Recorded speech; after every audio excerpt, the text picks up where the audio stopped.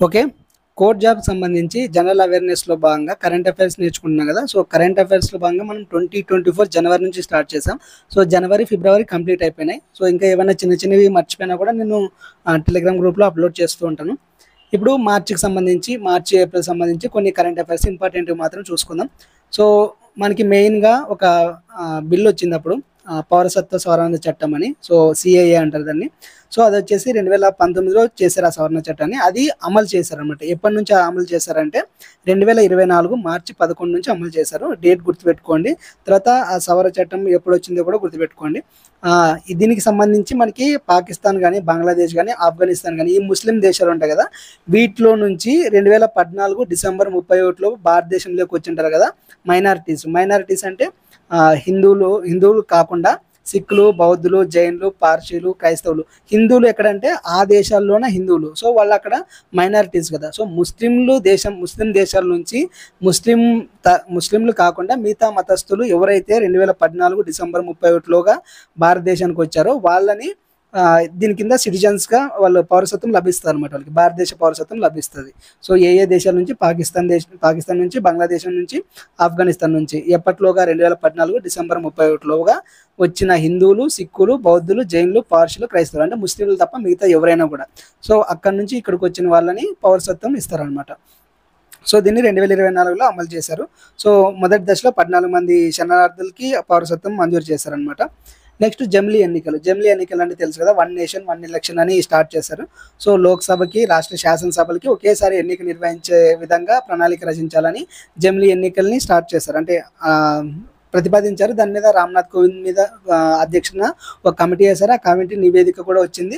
So, దీనికి సంబంధించి process కూడా జరుగుతుందనమాట. సో, 2024లోన ఒక దేశం ఒకే ఎన్నిక వన్ నేషన్ వన్ ఎలక్షన్ బిల్‌ని పార్లమెంట్‌లో ప్రవేశపెట్టారనమాట. సో, దీనికి మాజీ రాష్ట్రపతి రామ్‌నాథ్ కోవింద్ గారి నేతృత్వంలో ఒక కమిటీని ఏర్పాటు చేశారు. సో, దీనివల్ల మనకి యూజ్ ఏంటంటే మామూలుగా ఎన్నికల ఖర్చు తగులుతది. ఒక్కో రాష్ట్రానికి ఒక్కోసారి కాకుండా అంటే మనం చూస్తాం. మనం ఏపీ మాత్రమే లోక్‌సభ టైంకి జరుగుతది గానీ మిగతా కొన్ని రాష్ట్రాలు వేరే వేరే టైంలో జరుగుతాయి గదా! ఇలా కాకుండా అన్నిటికి ఒకేసారి ఎన్నికలు జరిగే విధంగా పెడితే బెటర్ అన్నట్లు తీసుకొచ్చారన్నమాట. దీనివల్ల ఎన్నికల ఖర్చు తగ్గుతది గదా! దాంతో పరిపాలనా అంతరాయం గూడా తగ్గుతది. ఓటర్ శాతం పెరుగుతదన్నట్లు తీసుకొచ్చారు. ప్రస్తుతం ఎలా ఉందంటే ఈ బిల్లుకి 22 రాష్ట్రాలు మద్దతు తెలిపాయి. కానీ కాంగ్రెసు, ఈ ఆపు, టీఎంసీ లాంటి పార్టీలు వ్యతిరేకిస్తున్నాయన్నమాట. జమిలీ ఎన్నికలు వద్దు అన్నట్లు. దీనిపైన ఇంకా చర్చ జరుగుతది. 2025 శీతాకాల సమావేశంలో చర్చ జరిగే అవకాశం ఉంది. ఇప్పుడు వచ్చే సమావేశాలు జరుగుతాయి గదా! లోక్‌సభ సమావేశాలు అక్కడ పార్లమెంటు సమావేశాల్లో చర్చ జరిగే అవకాశం ఉందన్నమాట. నెక్స్ట్ మనకి very very important machine Divyastra. మనం గ్రూప్ 2లో కూడా నేర్చుకున్నాం. ఇక్కడ కూడా ఉంది. 2024 మార్చి 11న అగ్ని 5 క్షిపణిని ఇది ఎంఐఆర్‌వి దాంతో ఆ సాంకేతికతో పరీక్షించారనమాట. సో, ఎంఐఆర్‌వి ఫుల్ ఫామ్ ఏంటి అని అడిగే ఛాన్స్ ఉంది కాబట్టి నేర్చుకోండి అది. Multiple independently targetable re entry vehicle అనమాట. సో, ఒక క్షిపణి ఉంటే అది కొన్ని అ అణు దాన్నేమంటారు? సో, అణుక్షిపణులు ఉంటాయి గదా! అది ఒక బాంబులను తీసుకెళ్తదనుకోండి. ఒక క్షిపణి ఒక 5 బాంబ్స్‌ని తీసుకెళ్తదండి. ఒకే క్షిపణిలోన 5 బాంబులు తీసుకెళ్ళి 5 డిఫరెంట్ ప్లేసుల్లో దాన్ని డ్రా చేయొచ్చనమాట. అంటే ఒకే క్షిపణిని ప్రయోగించి 5 బాంబులు ఒకే క్షిపణిలో పెట్టి దాన్ని డిఫరెంట్ ప్లేస్‌లో పడేలా చేయొచ్చనమాట. సో, అది ఈ మిషన్ దివ్యాస్త్ర. సో, దీన్ని 5000 కిలోమీటర్ రేంజ్ వరకు దీన్ని పరీక్షించారనమాట. తర్వాత చైనా కూడా కవర్ అయితది. చైనా మొత్తం కవర్ చేస్తది ఇది. తర్వాత యూరప్ దేశాలకు కూడా ఇక్కడ నుంచి మనం ప్రయోగించొచ్చనమాట. అంత రేంజ్ కలిగి ఉంది అని చెప్తారు. సో, ఈ సాంకేతిక కలిగి ఉన్న దేశాల జాబితాలోన 6వ దేశంగా భారత్ నిలిచింది. సో, ఇంతకుముందు అమెరికాలో ఉంది, రష్యాలో ఉంది, చైనాలో ఉంది, ఫ్రాన్స్‌లో ఉంది, యూకేలో ఉంది ఇది. సో, గుర్తుపెట్టుకోండి మిషన్ దివ్యాస్త్ర ఇంపార్టెంట్. ఎప్పుడు స్టార్ట్ చేశారు? ఏ క్షిపణి ద్వారా ప్రయోగించారు? అగ్ని 5 ద్వారా. తర్వాత ఎంఐఆర్‌వి ఫుల్ ఫామ్ ఏంటని అడుగుతారు. దాని పరిధి కూడా అడగొచ్చు. నెక్స్ట్ ఆస్కార్ అవార్డ్స్ అండి. ప్రతి ఇయర్ జరుగుతది. సో, 96వ ఆస్కార్ అవార్డ్స్ 2024లో జరిగాయి. 2024 మార్చి 10న లాస్ ఏంజెల్స్‌లో జరిగాయన్నమాట. సో, బెస్ట్ పిక్చర్ వచ్చేసి ఓపెన్హైమర్ తెలుసు కదా! మనకి అణుబాంబు గురించి జరిగిన ఒక అణుబాంబు తయారు చేయడం వల్ల జరిగిన ఉపద్రవం ఏంటి? ఆయన ఎలా ఫీల్ అయ్యాడనే దానిపైన ఓపెన్హైమర్ అనేది సినిమాని తీశారు. సో, సినిమా డైరెక్టర్ వచ్చేసి క్రిస్టోఫర్ నోలన్. బెస్ట్ డైరెక్టర్ ఆయనే. సో, బెస్ట్ పిక్చర్ వచ్చేసి ఓపెన్హైమర్. బెస్ట్ డైరెక్టర్ వచ్చేసి Christopher Nolan. Best actor, best actress ఇవన్నీ చూసుకోండి. నెక్స్ట్ మన భారతదేశం నుంచి ట్రిపుల్ ఆర్ సినిమాకి 2023లో నాటు నాటు సాంగ్‌కి వచ్చింది. అది అందరికీ తెలుసు కదా! సో, ఓపెన్హైమర్ మొత్తం 7 ఆస్కార్ అవార్డులు గెలుచుకుంది. నెక్స్ట్ భారతదేశంలోనే పొడవైన రైలు మార్గం, తర్వాత పొడవైన తీగల వంతెన కూడా ఉన్నాయన్నమాట. సో పొడవైన రైలు మార్గాన్ని ప్రధానమంత్రి నరేంద్ర మోడీ గారు ప్రారంభించారన్నమాట. 2024 ఫిబ్రవరి 17వ తేదీన స్టార్ట్ చేశారు. ఎక్కడి నుంచి? ముంబై నుంచి హార్బర్ లింక్ అనమాట. అది అటల్ సేతు అంటారండి, అటల్ సేతు అది. సో అటల్ని తాన్ పడింది. సో ఇది ముంబై నుంచి నవీ ముంబైని కలుపుతుంది. 2 గంటల 20 నిమిషాలని తగ్గిస్తుంది అనమాట. అంటే ఆ డిస్టెన్స్ కవర్ చేయడానికి 2 గంటల సమయాన్ని తగ్గిస్తుంది అనమాట. మొత్తం 17,840 కోట్లతో దీన్ని నిర్మించనున్నారు. నెక్స్ట్ సుదర్శన్ సేతు, ఇది 2024 ఫిబ్రవరి 25వ తేదీన ప్రధానమంత్రి నరేంద్ర మోదీ చేతి మీదుగా దీన్ని ప్రారంభించారు. ఇది నెక్స్ట్ 12వ మిలాన్ విన్యాసాలు. సో మిలాన్ విన్యాసాలు అనేవి జరుగుతాయి 2024లో. 2024 ఫిబ్రవరి 19 నుంచి 27 మధ్య జరుగుతాయి. ఎక్కడ జరిగాయి అంటే విశాఖపట్నంలో జరుగుతాయి. ఇందులో 50కి పైన దేశాలు పాల్గొంటాయి అనమాట. సో వీటి లక్ష్యం ఏంటి? ప్రధాన లక్ష్యాలు ఏంటంటే నౌకా సమాచారాన్ని పెంపొందించుకోవడం, సో ఒకరికొకరు సహాయపడుకోవడం, యుద్ధ విన్యాసాలు చేయడం, సో యాంటీ సబ్మెరైన్ ఆపరేషన్స్ కానీ, గన్ ఫైరింగ్ కానీ, హెలికాప్టర్ ఆపరేషన్స్ కానీ చేస్తారనమాట. సో మిలాన్ విన్యాసాలు ఎక్కడ జరిగాయని క్వశ్చన్ రావచ్చు, ఎప్పుడు జరిగాయని కూడా క్వశ్చన్ రావచ్చు. సో గుర్తుపెట్టుకోండి. నెక్స్ట్ చట్టసభల్లో లంచం తీసుకొని ఓటు వేయడం పైన సుప్రీంకోర్టు తీర్పు ఇచ్చింది. సో దీన్ని 2024 ఫిబ్రవరి 26న 7 మంది జడ్జిల ఒక బెంచ్ తీర్పు ఇచ్చింది అనమాట.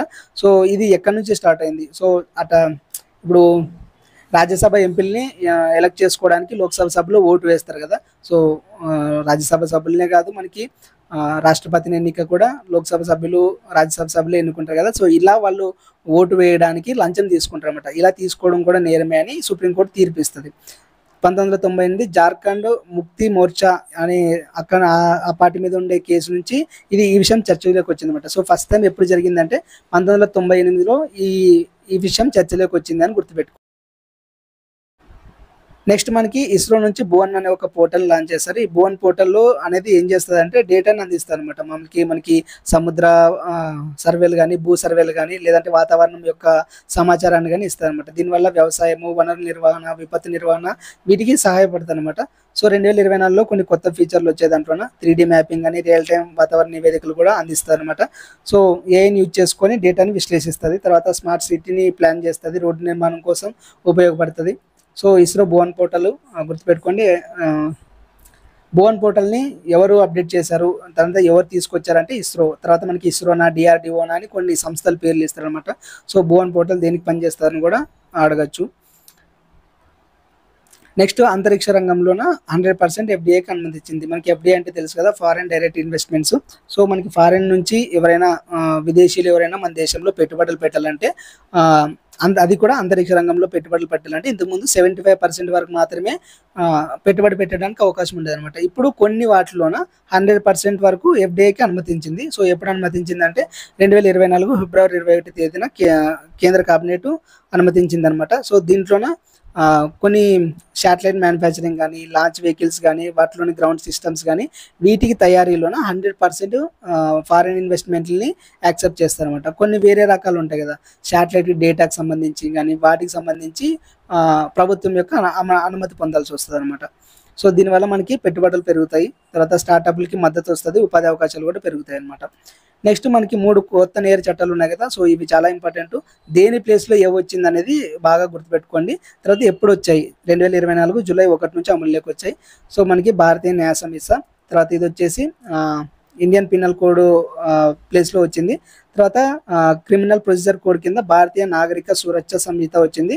తర్వాత మనకి ఎవిడెన్స్ యాక్ట్ కింద భారతీయ సాక్ష్యాధార చట్టం వచ్చింది అనమాట. సో వీటిని ఇయర్స్ గుర్తుపెట్టుకోండి ఎప్పుడు వచ్చాయి అనేది. సో దేని ప్లేస్లో ఏది వచ్చిందని కూడా గుర్తుపెట్టుకోండి. నెక్స్ట్ రిలయన్స్ వాళ్ళు వంతారా అనే ఒక ప్రైవేట్ ఫారెస్ట్ని ఏర్పాటు చేశారనమాట. ఇది ఆర్టిఫిషియల్ ఫారెస్ట్. ఎక్కడ ఏర్పాటు చేశారంటే గుజరాత్లో జామ్నగర్లో ఏర్పాటు చేశారనమాట. అంటే ఇది అడవి కాదు, కాకపోతే కృత్రిమంగా ఏర్పాటు చేసిన అడవి. 300 ఎకరాల్లో ఏర్పాటు చేశారు.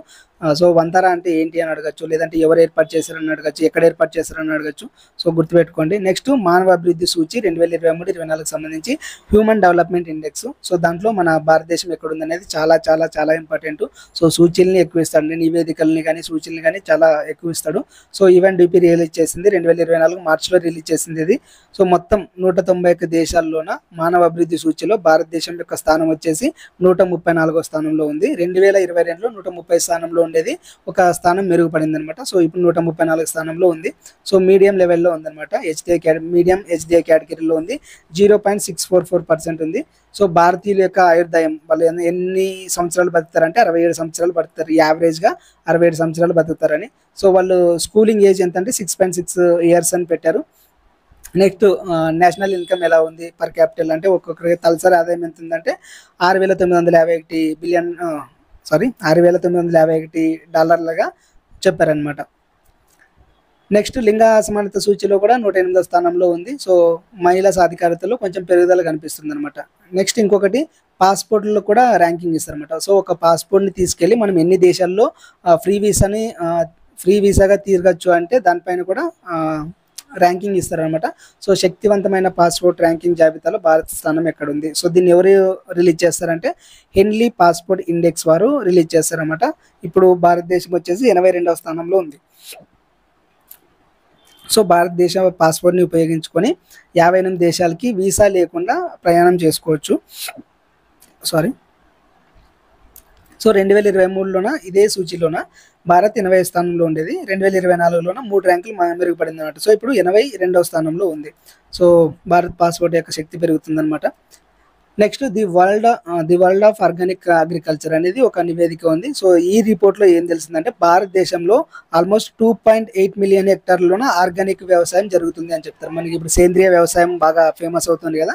సో సేంద్రియ వ్యవసాయం ఏ దేశంలో ఎక్కువ ఉంది అంటే దాని మీద ఒక నివేదికని విడుదల చేస్తే భారతదేశంలో 2.8 మిలియన్ హెక్టార్ల ఆర్గానిక్ వ్యవసాయం జరుగుతుందని చెప్పారు. సో ప్రపంచంలోన అత్యధికంగా మన దేశంలోనే ఉన్నారన్నమాట. 1.7 మిలియన్ అంటే 10 లక్షల మంది ఆర్గానిక్ రైతులు మన భారతదేశంలో ఉన్నారనమాట. సో ఆర్గానిక్ ఉత్పత్తులకి ఎగుమతి కూడా పెరిగింది, 20% ఎగుమతులు పెరిగాయి అనమాట. దీనివల్ల సుస్థిర వ్యవసాయం కూడా పెరుగుతుంది. నెక్స్ట్ రీసెంట్గా ప్లాస్టిక్ వేస్ట్ ఉంటుంది కదా. సో ప్లాస్టిక్ వేస్ట్ని యూజ్ చేసి సీసీ రోడ్లు వేశారనమాట 2024లోన. ఏ రాష్ట్రంలో వేశారంటే మహారాష్ట్రలో వేశారు, అది గుర్తుపెట్టుకోండి.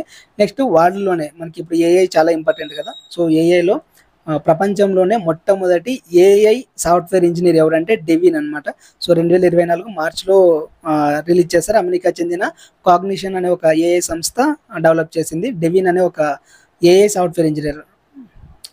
సో సాఫ్ట్వేర్ ఇంజనీర్ అంటే మనకి ఫిజికల్ మనిషి కాకుండా ఒక ఏఐనే సాఫ్ట్వేర్ ఇంజనీర్ చేసే పనులని చేస్తుంది అనమాట. Next Jnanpith award very important. So 2023 Jnanpith అవార్డుకి సంబంధించి 2024లో ఇచ్చారనమాట. సో 58వ జ్ఞాన్పీఠ్ అవార్డు ఉర్దూ రచయిత అయిన గుల్జర్ అనే ఆయనకి ఇచ్చారు. తర్వాత సంస్కృత రచయిత జగద్గురు రాంభద్రాచార్యాలకి ఇచ్చారనమాట. సో గుల్జర్ అనే ఆయన ఉర్దూ కవితలు రాస్తాడు, తర్వాత బాలీవుడ్కి కూడా అంటే పాటలు కూడా రాస్తాడు అనమాట, సినిమా సాంగ్స్ కూడా రాస్తాడు. మనకి జై హో సాంగ్ ఉంది కదా, ఆయనే రాశారన్నారు. ఇది కొంచెం చూసుకోవాలి.